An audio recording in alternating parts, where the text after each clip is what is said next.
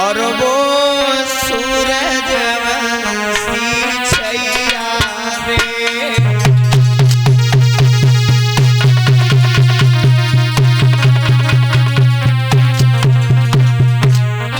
ए भैया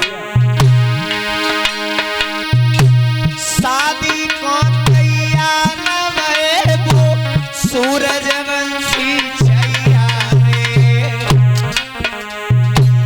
जावान में धूप चढ़े में साथ लगाए थे पैया रे।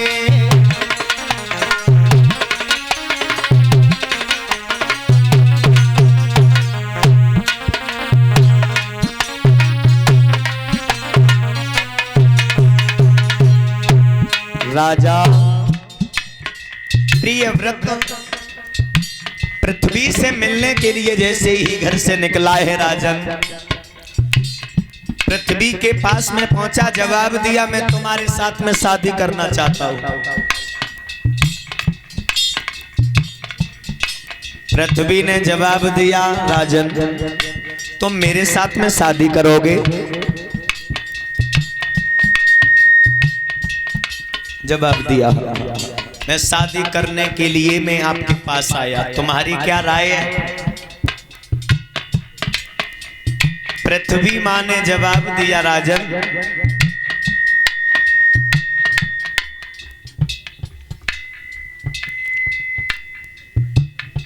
अगर हमारे साथ में तुम शादी करना चाहते हो मेरी एक शर्त है।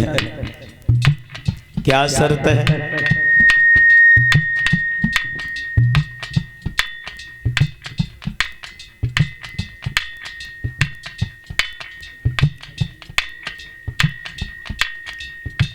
हमारी एक शर्त है कि हमारे तुम 7 चक्कर लगा दो। 7 चक्कर हमारे तुम लगा दो और मैं शादी तुम्हारे साथ कर लेंगे। प्रियव्रत बोले जवाब दिया बस 7 चक्कर लगाने? जवाब दिया शादी हो जाएगी। हो जाएगी। करोगी शादी? ऐसा नहीं है 7 चक्कर लगाने के बाद मैं तुम्हें इनकार कर दूं। जवाब दिया नहीं मैं शादी करूंगा। मेरे भगवत श्रोताओं प्रियव्रत इतने शब्द सुनने के बाद में तैयार हो चक्कर लगाने के लिए।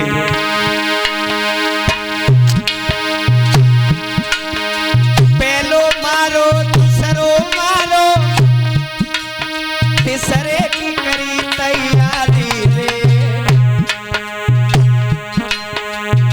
चौथो चक्कर पूरो दो मैया ने मतियारी रे।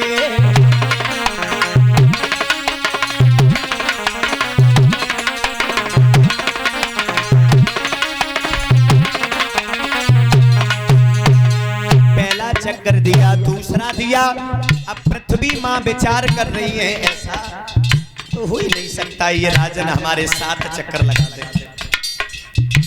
अब खैर देखिए कितने लग रहे हैं इस पर चक्कर। तो राजन चक्कर पर चक्कर लगा रहा है, राजा नहीं रुक रहा है। पहला मारा, दूसरा चक्कर मारा, तीसरा चक्कर मारा, फिर भी कोई विचार नहीं किया मैया ने। जो चौथो चक्कर दो मैया अंदर से घबराई गई। अब तो 4 हुई गई, अब तो 3 रह गए, अब तो 3 लगी जाए। अब क्या हुआ? अब वो मैया सोच रही है अब तो मुझे शादी करनी होगी। तो मैया ने एक चाल चल दी। क्या? प्रियव्रत चक्कर पर चक्कर लगा रहे हैं। ए भैया चौथो मारो पचमो मारो छठवें की करी तैयारी रे। सोई सोच समझ के भूदेवी एक बुढ़िया बनी नारी रे।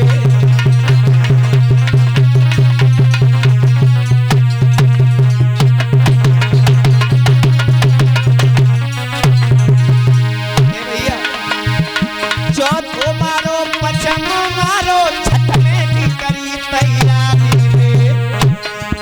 सोई सोच समझ के मैया एक बुढ़िया बनी नारी रे।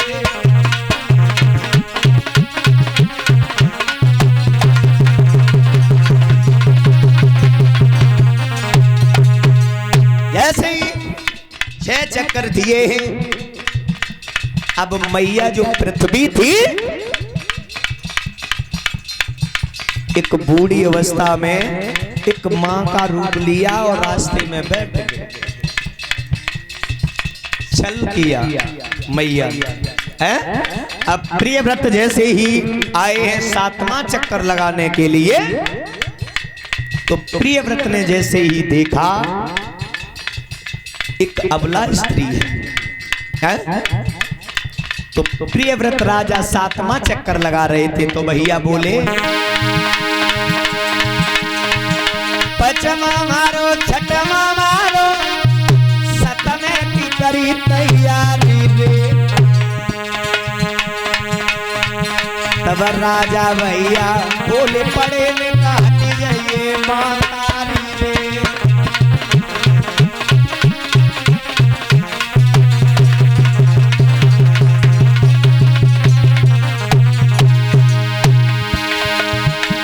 सोच समझ राजा बोले नेता हट जाइए मातारी रे। जो मैया शब्द मुख से निकलो तब नाच गई मातारी रे।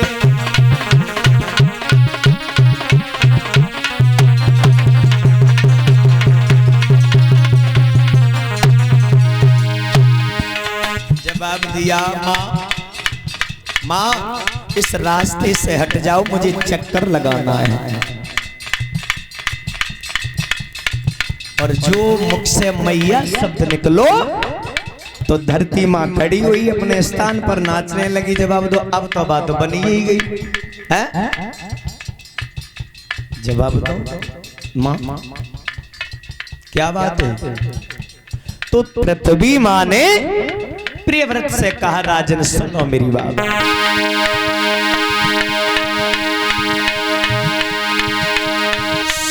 सोच समझ राजा बोले निकाटी जाइए मातारी रे।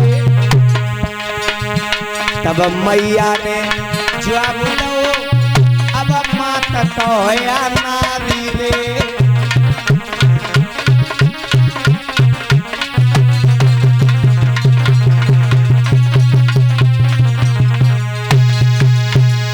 जवाब दिया राजन अब मुझे केवल ये बता दो तुम मां का दर्जा दोगे या पत्नी का दर्जा दोगे।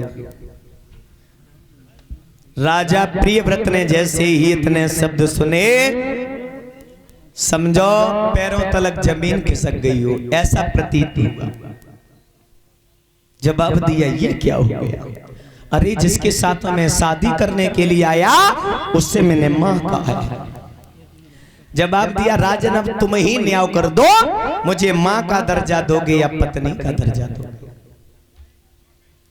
प्रियव्रत ने जवाब दिया मां हमारे मुख से मां शब्द निकला है तो मां तुझे मां का ही दर्जा दूंगा, मैं तेरे साथ में शादी नहीं करूंगा। और मेरा एक वचन है मां मैंने तुझसे मां कहा है तो तेरे ऊपर मैं पैर भी नहीं रखूंगा।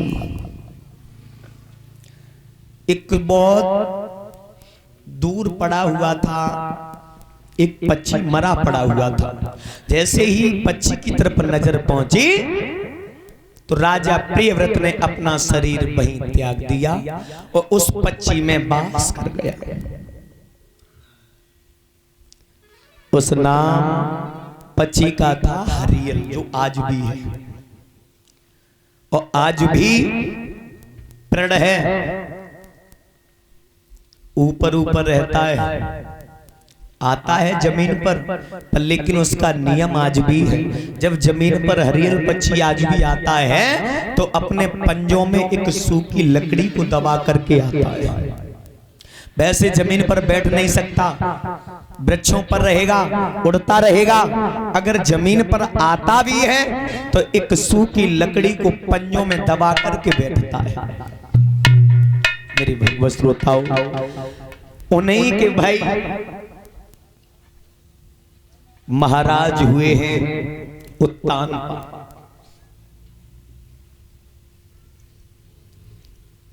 जिनके घर में पतिव्रता स्त्री मैया सुनीति सुमाने अच्छे और नीति माने विचारों वाली।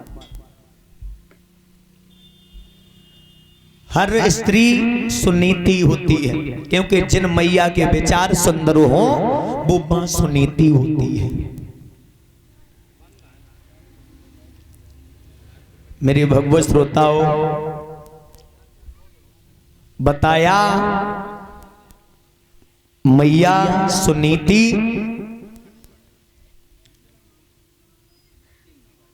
पास में बांदी को बुलाया, जवाब दिया बांदी मेरे पिया को बुला करके लाओ। इस महल में मेरा जी नहीं लगता है, ऐसा लग रहा है मैं अपनी जान दे दूं, मैं अपनी आत्महत्या कर लूं। जवाब दिया। बांदी को पास में बुला करके बांदी को जैसे ही भेजा है बांदी कि बांदी लई बुलाई और कहीं समझाई चली निकजारी, और मेरे सैया को तेरे के बांदी तू जल्दी ला।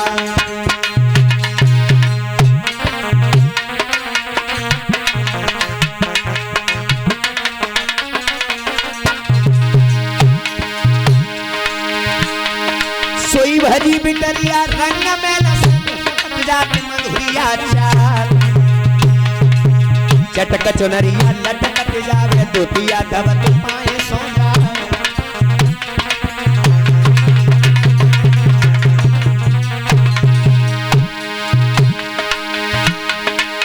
जा गई बांदी बांदी लगी बरोबर जाए, हाथ जोड़ के महाराजा से ऐसे कान लगी समझाए तुम्हें बुलाओ महाराज, सोच ले हो तैयार तुम्हें बुलाओ महाराज।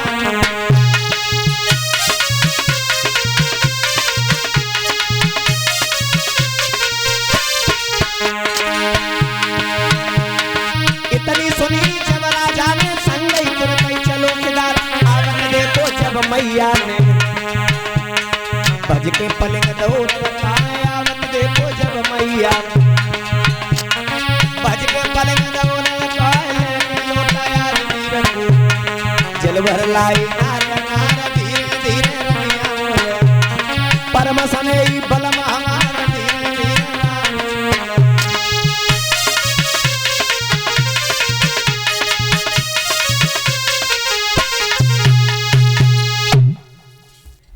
महाराज उत्तान पात को पास में बुलाया, और पास में बुलाने के बाद में महाराज ने जवाब दिया मुझे क्यों बुलाया है। मैया ने दोनों हाथ जोड़े जवाब दिया पिया, क्या जो मुझे चिंता है वो क्या तुम्हें चिंता नहीं है। जवाब दिया किस बात की चिंता। कोई संतान नहीं है इस बात की चिंता। जवाब दिया चिंता है तो सुख देना और दे करके छीन लेना केवल प्रभु के हाथ में है, और चिंता करने से कुछ होता तो नहीं है। चिंता और चिता में केवल एक बिंदी का अंतर है। बिंदी को लगा दिया चिंता हो गई। चिंता का मतलब क्या होता, शरीर तो रहता है पर किसी लायक नहीं रहता है। बिंदी को हटा दिया चिता हो गई। अब चिता का मतलब क्या है, अब चिता का मतलब ये होता है चिता वो है जो शरीर को भी नहीं रखती है। और वो तुम चिंता अपने पास में बैठा ले हो। चिंता करने से अगर दुख कम हो जाए, चिंता करने से अगर संतान हो जाए तो खूब चिंता करो, दिन रात चिंता करो, हम और हेल्प तुम्हारी करेंगे। हैं? पागल हो, क्यों चिंता कर रही हो। कहते हैं अति गुणी सो निर्धनी, ध्यान देना, अति गुणी सो निर्धनी, अति सुंदर सो बांझ। स्त्री अति गुणी, जो ज्यादा स्त्री गुणी होती है वो उसके पास में भगवान की ऐसी कृपा होती है, उसके पास में धन नहीं रहता। अति गुणी सो निर्धनी, अति सुंदर सो बांझ। स्त्री ज्यादा जो सुंदर होती है वो अधिकांश बांझ हुआ करती है।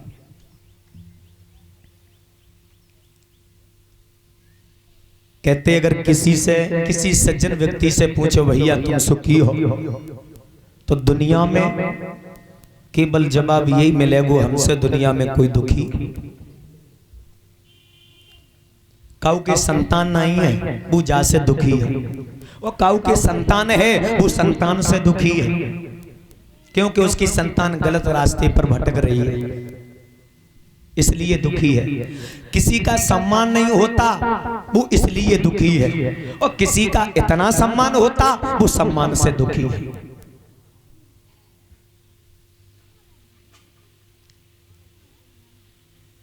दुखी हर प्राणी है। धीरे धीरे अगर सोचा जाए, अगर विचारा जाए, अगर देखा जाए, कहते हैं कि दीन कहे और धनवान सुखी, धनवान कहे सुख राजा को भारी। अब राजा कहे महाराजा सुखी, महाराजा कहे सुख इंद्र को भारी। राजे पूछी गई तुम सुखी, जवाब दो ना सुखी ना। को सुखी का महाराजा सुखी है। जब महाराजा पूछी गई तो महाराजा ने जवाब दो सुख तो मैं उपासना है। फिर किन के पास? इंद्र के पास है। समझो, इंद्र को जब पूछी गई, इंद्र कहे विष्णु जी सुखी, और विष्णु जी कहे सुखी त्रिपुरारी। इंद्र से पूछा गया क्या तुम सुखी हो? जवाब दो हम जत्ते सुखी ना। फिर को सुखी? जवाब दो विष्णु भगवान। विष्णु भगवान से पूछा गया भगवान तुम सुखी हो? तो भगवान ने भी मना कर दिया मैं भी सुखी नहीं। फिर कौन सुखी है? कि भोले बाबा, क्योंकि वे देवन के देव है। जब भोले बाबा पूछी गई तुम सुखी हो? जवाब दो सुख तो हमारे उडियन ना है, क्योंकि हम 24 घंटा जा लगा बजते ही रात जहां वक्त बोला ता हमें जानो आनो पत्तो है। फिर सुखी को है? तब दास न दास हाँ तुलसी कहे, और बिना भजन बिना सब जीव। सुख तो उसके पास में है जो भगवान के चरणों में पड़ा हुआ है, भगवान का चिंतन करता है। सुख तो संतों के पास है? न नाती लड़कन की चिंता, न घर परिवार की चिंता, न खान पीन की चिंता। मिल जाए तो ठीक, न मिल जाए तो ठीक। सुख तो केवल संतों के पास है। अग्रस्तों के पास बाली बच्चन की चिंता, नाती लड़कन की चिंता, पशु बंदे हैं पशुओं की चिंता, शाम गोसानी लगाना।